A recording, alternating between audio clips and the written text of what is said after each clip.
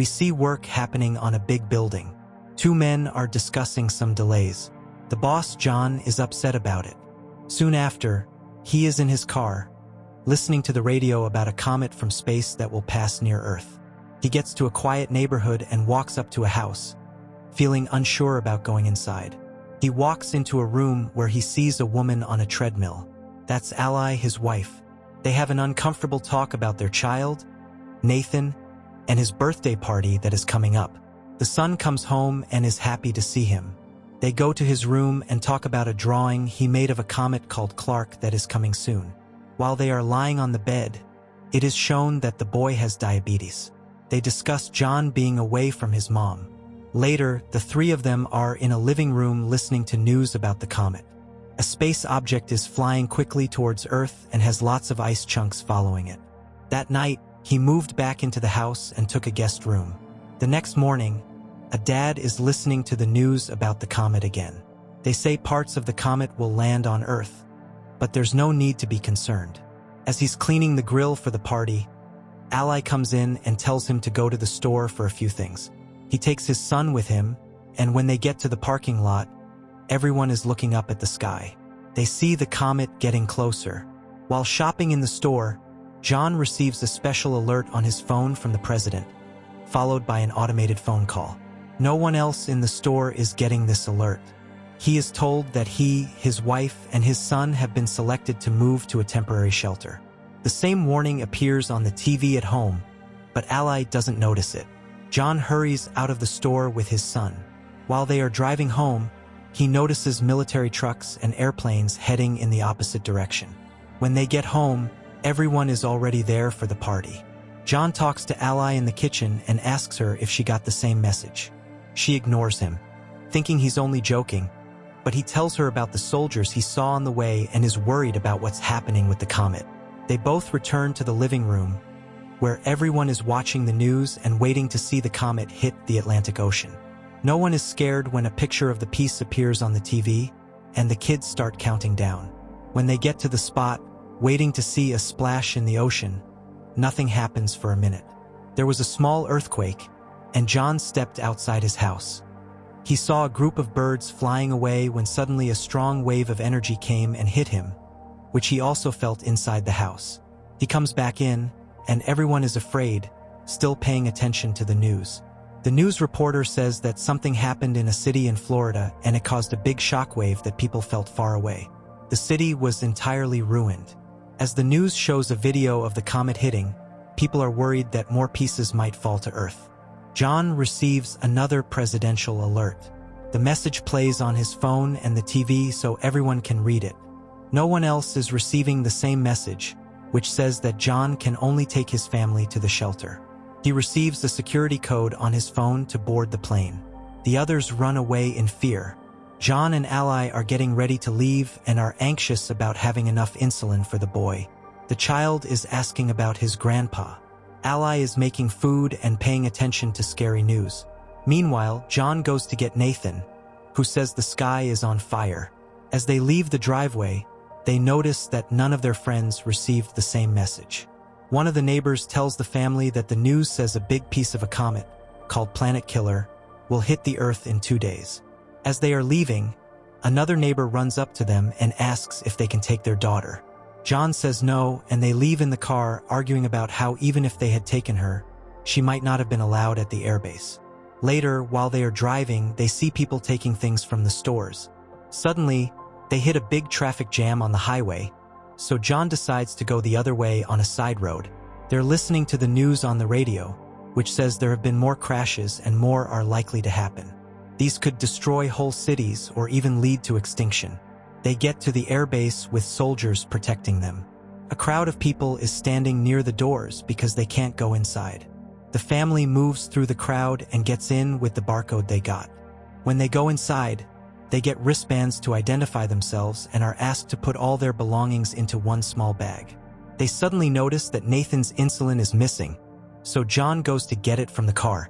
Ally goes to talk to the soldiers about her husband, but instead she talks about the boy's diabetes and creates a problem.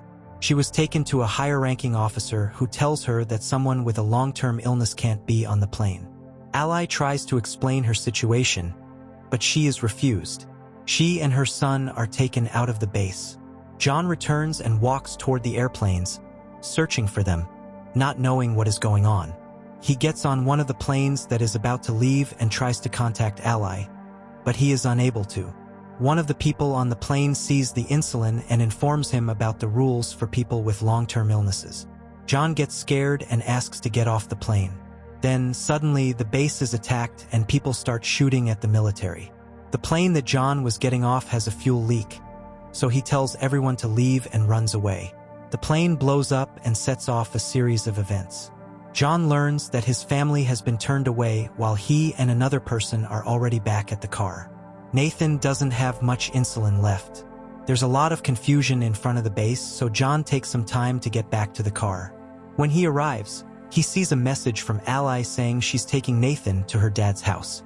So John decides to go after them. On the way, Ally and the boy reach a drugstore. She checks his blood sugar levels and they go to look for insulin for him. Then, a group of people comes in and starts shooting, killing many people nearby. They manage to get away and hop into a car with some people who will drive them part of the way to her dad's place. The couple Ally is with begins to act weird quickly. Soon, they throw her out of the car, take her wristband, and drive away with her son, leaving her alone on the highway.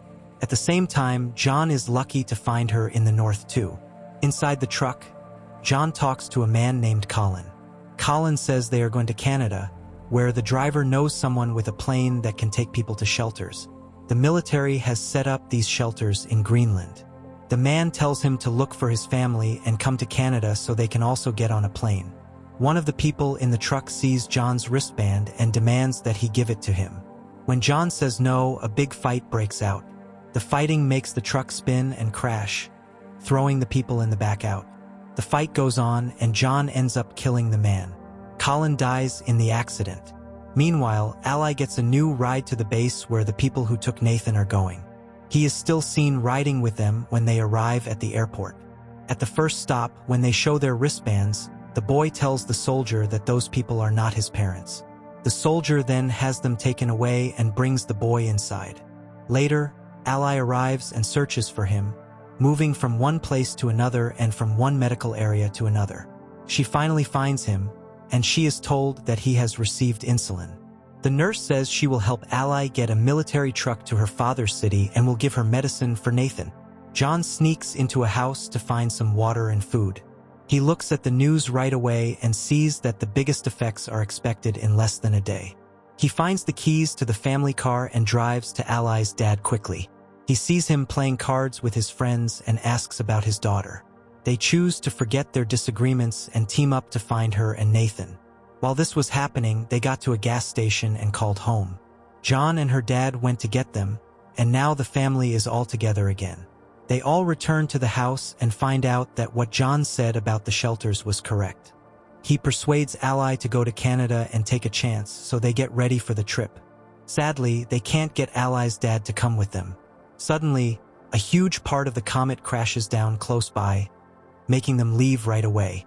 Ally's dad gives John a gun and says goodbye while they leave. During the ride, John and Ally talk again and promise to stay together. They stopped because there was a roadblock, and then pieces from the Comet started falling around them. John pulls out from the row of cars, but pieces are falling all around. Ally jumps in the back to protect Nathan, while John looks for a safe place. They stop by a bridge where other people are hiding too, but John runs to help a man who is stuck in a burning car. Later that night, they keep traveling and cross into Canada. While looking for the airport, they listen to the radio and learn that there isn't much time left until the main part of the comet hits Earth, which will destroy more than 75% of all living things. As they drive, they see one plane in the air and another one ready to take off, so they follow the second plane. John stops the plane by parking right in front of it. The pilot doesn't really want to let them on because the plane is already full, but they manage to change his mind. John dreams of happier days, and when he wakes up, they are getting close to Greenland. The area looks fine until suddenly, a piece of the comet hits the water and makes a big wave that shakes the plane. Both engines start to fail as the pilot does his best to keep the plane flying. They fly through the air and land gently, but they crash into the ice. The pilots are stuck after the crash, but John can't help them. He sees a military plane land a mile away, so he points it out to the people from the plane. When they get there, a military truck picks them up and takes them to safety. As they go inside, the planet destroyer attacks. The effect will hit them in a few minutes, and the people are still moving further into the shelter. Once they're inside, they prepare for what's coming, and they remember a time in their past when they were happy together. A few hours after the disaster, the planet is empty and ruined. Cities are completely destroyed. A radio signal is looking for survivors and gets a response, saying that the dust has cleared and there is no radiation. The doors of the shelter open, and the family is still alive, looking at the damaged world outside. They see a bird flying outside, which gives them hope, so they begin to leave the shelter. From space, we can see the Earth, and radio signals are being heard from all over the world. There are people living all over the world. The movie ends here. Please, my family, don't forget to like the video and subscribe to the channel. Thank you.